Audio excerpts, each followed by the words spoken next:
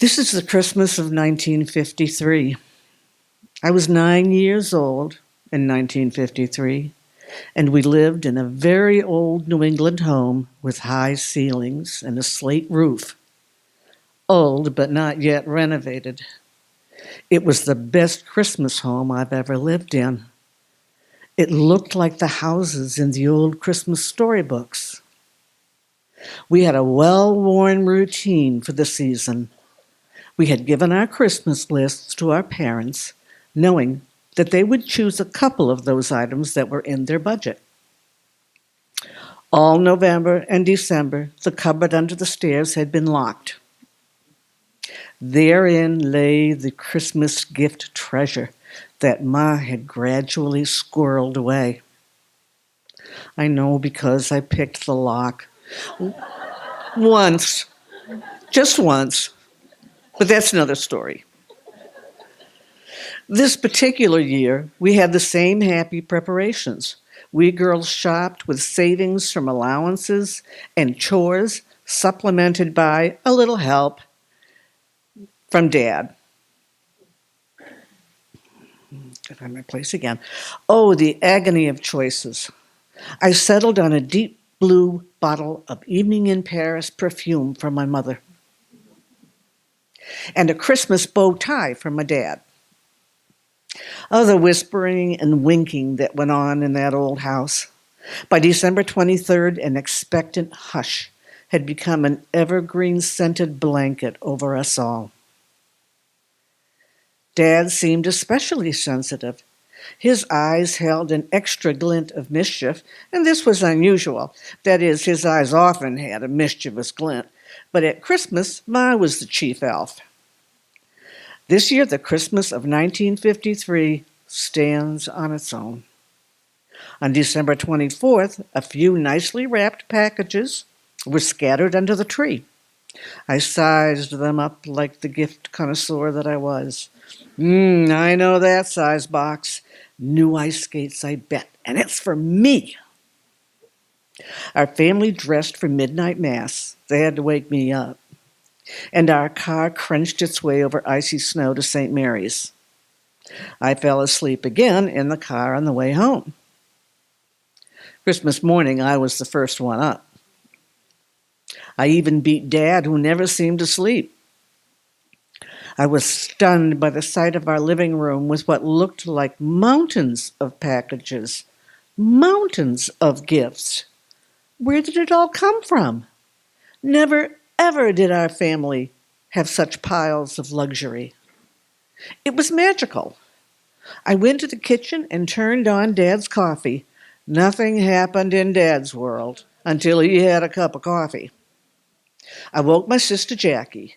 When it was ready, my sister and I each brought our parents a cup of coffee in bed to urge them subtly to get up. Get up now. It's Christmas!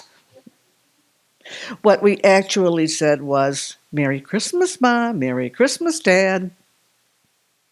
Of course, Dad always pretended to want to stay in bed with his coffee, and Ma would say, Oh, Del, stop teasing them, let's get up. This one year, when Ma entered the living room, she was stunned. There was a mound of extra packages under the tree. Santa had surprised her, and that wasn't easy to do. Gift openings seemed to go on forever. I got every single thing on my list, even a kid's microscope. What felt like hours later, we thought we were all done. The frenzy had ended with silence, like the one when you get to eat a whole sundae, even past being full. And then Dad said, Oh, I think there's one more thing back there. He reached behind the sofa and handed my mother a professionally wrapped box. Now, my mother, always shopping the sales rack, taught herself to sew and then taught us, and happily sorted through the church rummage sale. Thrifty Ma opened that box and lifted out a real mink stole. We were stunned into silence. How did this all happen? Ma looked to Dad and asked that very question. And then Dad told us he and all the other junior executives at Serval had been laid off. He had chosen to show us all that there was nothing to worry about. Something good was just around the corner. He paid for all the gifts with his severance check. My parents looked at each other over the piles of luxury. I had to do this one thing, Lucille. We're going to be fine. And she firmed up her chin and said, I believe you. Thank you, honey. That was my last gift of 1953, seeing the marriage that I would want someday.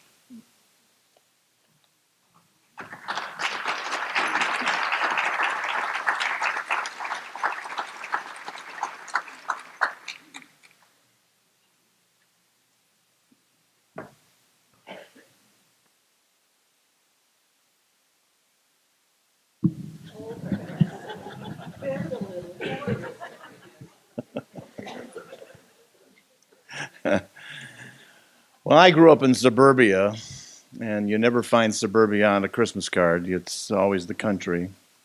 Um, that big grid of side streets and sidewalks and driveways and little patches of lawn and a house on every corner or every patch of lawn. So that's where I grew up. Of course, I saw the black and white movies when I was in elementary school of John and Mary go to the farm, the dairy farm, and they learn these things, and they're very excited. And of course, everybody's driven by farms, and they know what they look like. And I did take an agriculture class once when I was had an elective, and it was taught by an old professor who was happy with his retirement benefits rather than being a farmer. So I knew a little bit about farming. I knew you had to test your soil. He emphasized that. So when I was about 25 or so, I bought a farm and became a farmer, sort of. I mean, I was a farmer in name only. I had a job. And so this is the story. These stories, or I'm going to have like two, involve the farm, which when you put a naive person who's enthusiastic on a farm, you're going to have lots of stories. So one day I decided I needed a goat. So I talked my brother-in-law with his pickup truck, and we went to the Ravenna livestock auction on the right day for goats. And I bid recklessly against everybody there because I needed this goat, and they were doing it for economic reasons, and I wasn't. So I won the bid, picked out my goat, and paid the man a full $18 for that. And the three of us went back into the cab of the pickup truck, and on home we went. And I named her Martha. So Martha, and the next day I went out to look at Martha in the clear light of day, and I noticed that she was a little bit different. She had this extended thing under her legs, and now I realize she's lactating, and I am the proud owner of a lactating goat, which I could let her dry up, of course, but I decided that I was in this all the way. And I was subscribing to Mother Earth News, so I knew all about these things. And I know that the good goat people have a little stanchion that they build, but I'll get to that in a second. So the first thing I think I needed to do was milk her. And so I took her out, and it was not winter, it was summer, and so I had a sort of stake in the ground of the tether, and I had my clean hands, and I had a nice warm rag, and I had a bucket, and I was going to start milking, and I chased her around this circle for a few times, realizing that this was not going to work out, and that's when the stanchion came in. I decided I'd build the stanchion. She could wait. And I had 2x4s and plywood, and I built this raised platform about that high, and I had two 2x4s like this for her head to go in. They were wide enough to be comfortable for the neck, but wouldn't let her head come out. And so then I put my little stool down there, and I got ready with my nice bucket and clean hands and a white cloth. And the first thing I did is I put the bucket under there, and she sat down. And she just went, and there was no milking her. So I said, "What am I going to do about this?" And so I went to the garage where I had an open ceiling with the trusses going across, and I threw a rope over and moved the stanchion into the garage, put the goat in the stanchion, and put the loop of rope under her belly, and now she couldn't sit down on me. So I'm all set. Put the bucket under there, and the first thing she did was she took her rear foot, put it in the bucket, and went, and off it went to the back. So I wasn't having any of this, so I took some binder twine, put her legs together, wound her around a couple times, drove a nail in the back of the thing, and wound it around that, and now we're in a three-point stance. That rear foot was not going to interfere, but the problem was that her rear end was kind of unbalanced now. And so the way I got through that was I let her lean towards me, and with my head, I held her up, and I discovered how to milk a goat. So I did. And now, you know, I drank milk all my life, and I knew where milk came from. But when you actually extract the milk yourself, I want you to know that there's this thought before you drink it. You think, you know, am I really going to drink this? And you do. All right. But about an hour later, I had an itch, and I sort of scratched my head. And the more I scratched, the more it itched. Until I got really itchy, and I went over the sink, and I started going like this, and bugs were falling into the sink. That she had her last laugh at that. So I was spending the next hour in the shower with shampoos and brushes, and I was just going all over everything. There is a million stories that I could tell you. Believe me, the running down the middle of the road, chasing a small bull, thinking, when I finally get up to it, what will I do? Or the time that my plow severed a ground bee nest, and they all hated me for it.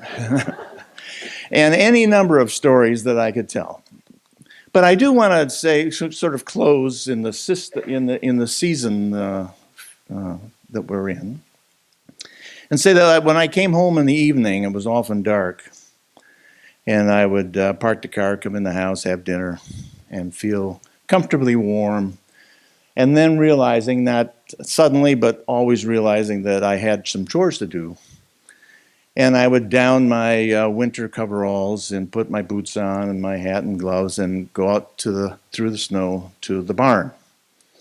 Now, when I say barn, it was really just a shed that I built some pens in that were made of 2x6s, and it was open in the back so that the animals could come in and out as they wished. And I would go in there and turn on the light. A couple of light bulbs would light up, and I would see the menagerie waiting for me there. There was Hannah, the Hereford heifer. There was Bronk, my horse. There was Martha and her friend Ethel now. And there was about a half a dozen chickens that were the remnants of a science project of the fifth graders next door who knew how to hatch eggs but didn't know what to do after that. So I got them. And so they were roosting on top of the 2x6, calling it a day. So I would go in there, and I would open up the pen, go in there, put the bale of hay in there, cut the twine, check the water, make sure it hadn't frozen over, have a little heater element in there, make sure they had enough water, etc., grain if they needed it. And step out, and then I would lean against the top board and kind of look at these big animals that were there. And there was a quieting effect that I felt. There was a sense of they were sort of they were slow and they were methodical. And I was getting slower and methodical as I looked at them. I was in sort of harmony with them. Now this barn was on the edge of a ravine, and in fact, when I say a farm, it was 90 acres, but it was about 2/3 wooded ravine. And these woods were in such steep slopes that the trees weren't harvested like the rest of the trees were. They were too hard to get out. So they were very tall, very big, straight as an arrow, very high. creating a canopy in the summertime that kept the undergrowth from wanting to grow below, so it was like a little park under there. And every year the leaves would come down and recarpet the park. And the ravines eventually got down to a floodplain, and the floodplain finally went into the Grand River. And that was the farm I'm talking about here. So it wasn't really it was a gentleman's farm.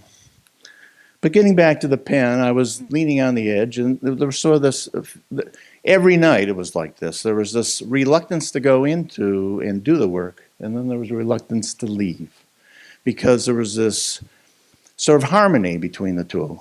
And I would watch them slowly eating their food, not in any hurry.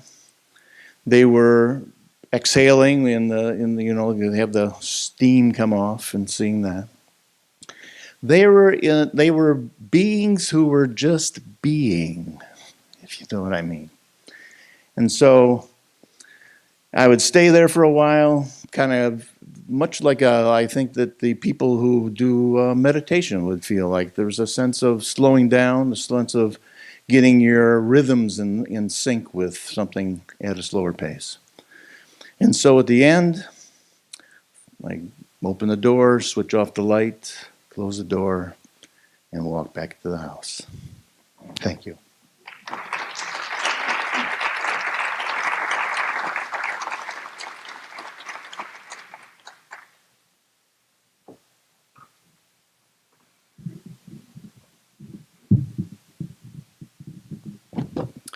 Good morning. Merry Christmas. Happy holidays. I'd like to extend a welcome to those who are watching us on Facebook. There are a few empty seats here this morning, and we know some of you are away visiting relatives or are home entertaining relatives, and we miss you, and we hope that you are taking some time to watch and tune in with us, if not live, later on. So thank you. So one of the first Christmases that I remember was the year that all of the gifts had no name tags on them.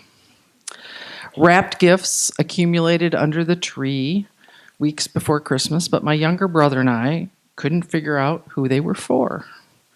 There were no names. Upon closer inspection, we found very tiny numbers neatly written in the corner of each package. What was this? My mother's answer was that she was tired of us shaking and handling the presents the weeks before Christmas to try and guess what was inside the ones marked for us. On Christmas Eve, when it finally came time to open the gifts, my mother pulled out a numbered list. And it was the key to the presents. As my brother and I took each present from under the tree, we read her the number on the gift. She consulted her list and would announce 23, Cindy, or 17, Bob, or 6, Dad. Our living room sounded more like a bingo hall that Christmas than it did a Christmas Eve celebration. She continued this new tradition for several years in a row, much to our dismay, and she finally confessed one year, after there were names on the packages again, that she had done this because as a child she had always unwrapped each of her presents carefully, replaced the tape after she learned what was in the gifts, and put them back under the tree, and she didn't want us to do this. Now, in the years since, I have learned that my younger daughter, Kate, who is here this morning, used to find all of our gift hiding places and look at all of the things before they were wrapped and know exactly what she was going to get. Much to the dismay of her older sister, Kim, also here this morning, who, like me, wanted to be surprised. We didn't want the surprise ruined. I never thought of opening a gift ahead of time and looking because that would have ruined it for me. But I think there's a little bit of my mother in both of them and in me. So my mother, to further explain her pathology and probably mine as well, was born in 1933 at the tail end of the Great Depression and just in time to be a child of World War II in its rationing. She was also the middle child of 3 sisters, which explains a lot, and it would inform her idea of fairness her whole life.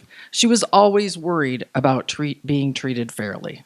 The older sister had privileges, the younger sister was the baby, my poor mother was the middle child, and nothing was ever fair. If there was a pie to be cut, The sister of the three of them who cut the pie had to be the last to pick the slice, because that way it was more fair for the other ones who didn't cut it to be able to pick the bigger slice. My mother, in fact, was often seen with a ruler when she was cutting her desserts. This led her to make another list at Christmas. She carefully recorded the tally of each gift and its cost. After Christmas, she would add up my brother's column and then mine and count out the exact difference to pay the child who received less. I kid you not. We would get a little envelope with $4.83 or $6.72, whichever child had less than the other one. I do not know right at this minute which child I've spent more money on. Some years it could be hundreds more for one or not. It's like that I cannot bring myself to even consult that kind of thing because of what I went through as a child. I will admit that there were years when my brother and I wondered if it was better to get more gifts or to get that cash at the end. Particularly if it was off, by over $10. That was sort of nice to get a little envelope of some spending cash. During my childhood, one of the fall highlights was the arrival in the mail of the Sears and Roebuck Wish Book. Oh, yes, there are people here who can identify with this. My own children did not know that joy. It was, as you know, the guide to Christmas toy shopping. It was at least 1.5 inches thick, over half of which was the toy section. It might have been all toys. I don't know. My brother and I would flop down on the living room floor the day it arrived. We would each have our paper and pen ready to make our list. Now, we knew that we could not be greedy, that Santa could not afford to bring us everything in the wish book. So we would be careful to make pretty short lists for Santa. But we did allow ourselves the ability to fantasize. We did decide there had to be a limit to that fantasizing. So we told each other that we could pick out one item from each gift if we were going to be able to get everything we wanted. And we would, at each page, we would only write down occasionally something on our list. But at every page, I want one of those and one of those. And we would have to look. Some pages, it was easy to pick that one item. But then there's a page and it was, do we pick the pogo stick or the roller skates? It was impossible to choose just one. And then we would have to negotiate with each other if we could pick 2 on this page and nothing on this page. The rules were complex. It entertained us for days. It did not just happen in an afternoon because it was a thick book. So there was one item that became an annual disappointment on my list, although I never gave up hope. I always listed the Charlie McCarthy ventriloquist doll, the dummy. It never materialized. Santa never showed up with it. I think my mother knew that I already talked enough for 2 without the added encouragement of the dummy. Still, I listed that ventriloquist dummy every year. One Christmas is seared in my memory with not as much humor. We were driving home from Western New York, where we'd spent the holidays with my paternal grandmother, Grandma Milky. It was a magical place where we were allowed to eat brownies and molasses crinkled cookies for breakfast. At some point on the ride home from New York, I realized that my mother was upset. She was crying. A fight was ensuing in the front seat.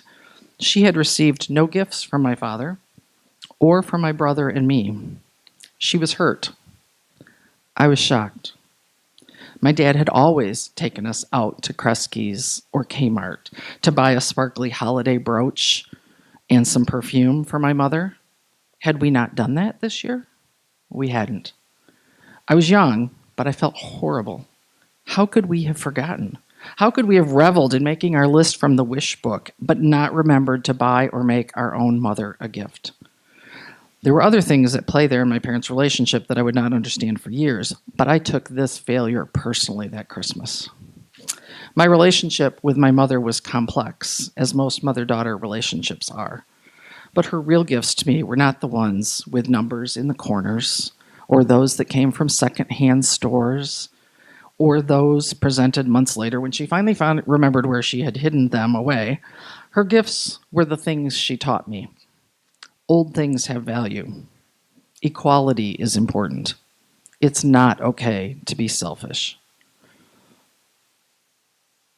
Fairness is something to strive for, and it's best not to get everything you want. May you spend some time this holiday season thinking about what is important, and it doesn't come in a box. Thank you.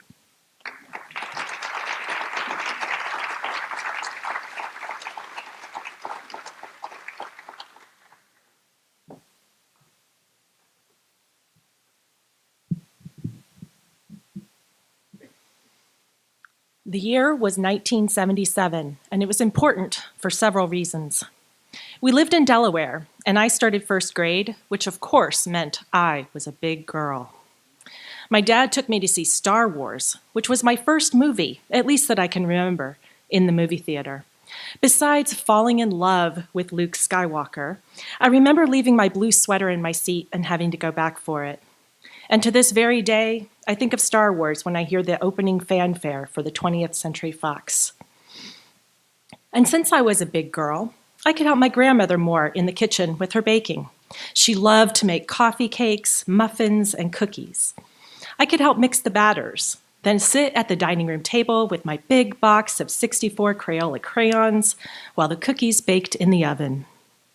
So, when December 1977 came along, I had very specific requests for my Christmas list. First were Star Wars toys, with action figures the top priority. Luke Skywalker and Princess Leia were absolute necessities, with R2-D2 also being a favorite.